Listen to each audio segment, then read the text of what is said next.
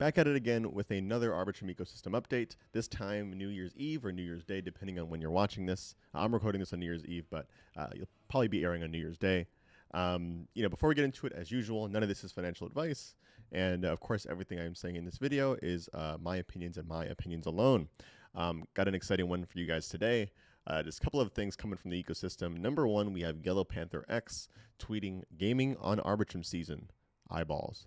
What I will say is, DeFi on Arbitrum currently is probably what the ecosystem is most known for, ever since it launched and up until today. But Arbitrum has slowly been growing. When I say Arbitrum, I mean the ecosystem has slowly been growing and kind of spreading its wings in different verticals, gaming being definitely one of the bigger ones. And I think it's going to be one of those sleeping giant things coming next year. Just to include like a couple things, like you have Battle Plan coming, you have Zai, which is a layer 3. This is pretty much a gaming focused layer 3 on Arbitrum. You have the Beacon, the Treasure ecosystem, Pirate Nation, like a ton of different games, and I'm definitely missing a ton of them, like Zverse, ZTX. A ton of different games are coming to the Arbitrum ecosystem and are already here actually. But I think the market's going to probably catch up with it, I think, next year. And I really mean like kind of adoption standpoint, kind of players actually playing fun games. Because that's the biggest difference, I think. Like there's a lot of games a lot of crypto-based games. But the problem is we don't have enough like fun games that happen to have crypto kind of integrated. Pixel Vault and of course their game Battle Plan is definitely one of those games. Just really fun to play. As you can see, you have a video of Pixel Vault tweeting here with Bryson playing it. He's a pretty famous gaming streamer in Web3. But Pixel Vault tweets here, to the 888 real ones who took part in our closed playtest, thank you. You clocked in over 17,000 hours of playtesting, averaging 1.8 hours of Battle Plan per day, with over 1.4 million transactions on Arbitrum Nova. Pack your bags and go touch grass for the next 10 days until launch. Goes to say that, again, Pixel Vault, one of those teams that just continues to deliver.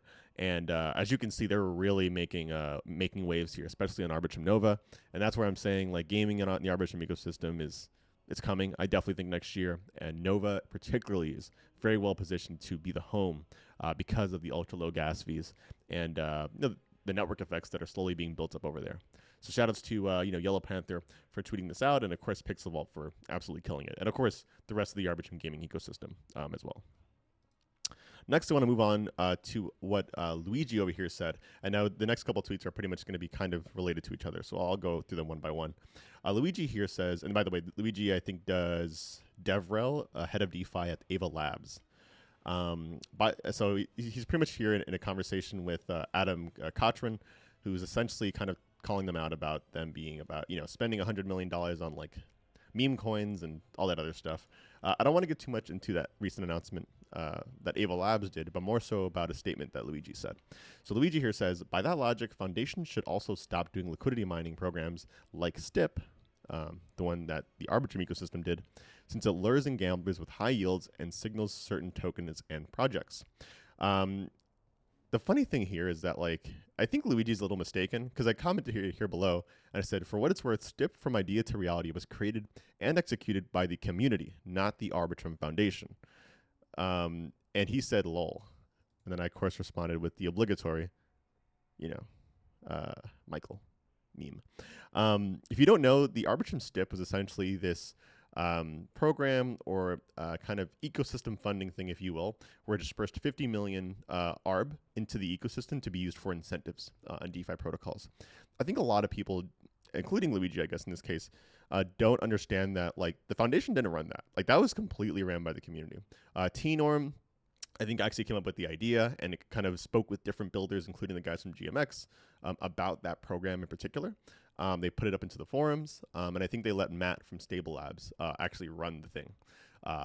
And that's why I think it was A, so well executed, and B, again, for the first proposal to come out like that, as organized as it was, even though there was a lot to be improved on, it was an incredible feat. And again, one that was entirely created by the community, which is insane. Like, if you're not sure what STIP is, then like it could be worth going into the Arbitrum forums to check it out. It's a little kind of complex to kind of comb through at this point, just because there's been so many conversations about it and so many talks about having different ones after this one. But I just want to point out here that a lot of people, I guess in this case, including Luigi, I think this is what he was saying, assume that the Arbitrum Foundation themselves ran that program when that's completely incorrect. The community ran it from the ground up. People from the community organized it, ran it, executed on it, and like literally the only thing that foundation did, I think, was like service the actual, I think, KYC for, to make sure they're not distributing funds to like, malicious organizations. But that's it. Like literally the community did everything.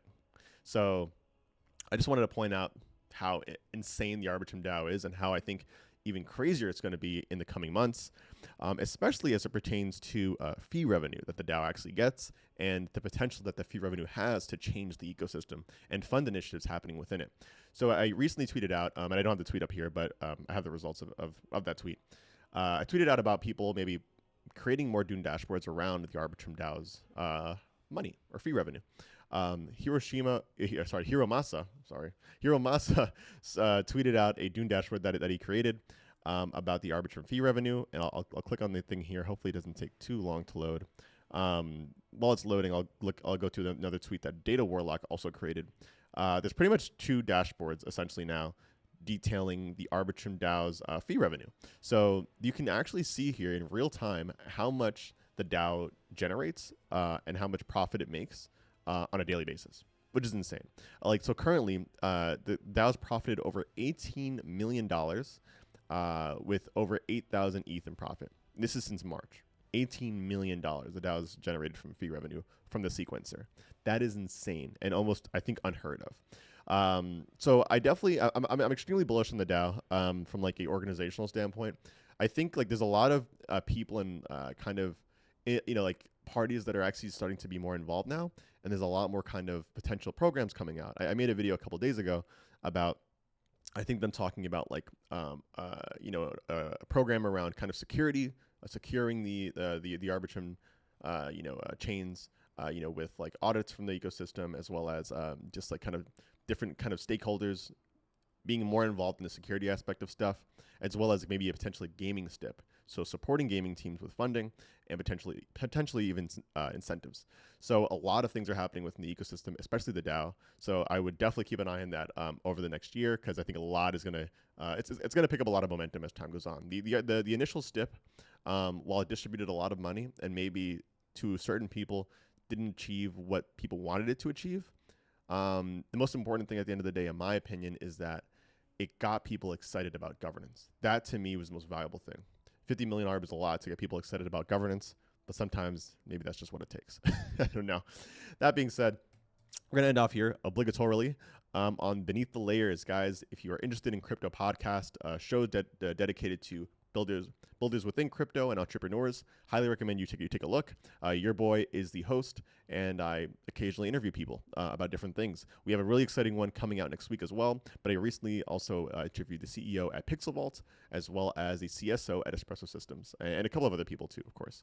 But take a look. YouTube, it's on Twitter, it's on almost every platform you can think of. But that being said, guys, I hope you enjoy the rest of your year. I think 2024 is going to be one for the books if the bull market potentially is coming back. Again, not financial advice.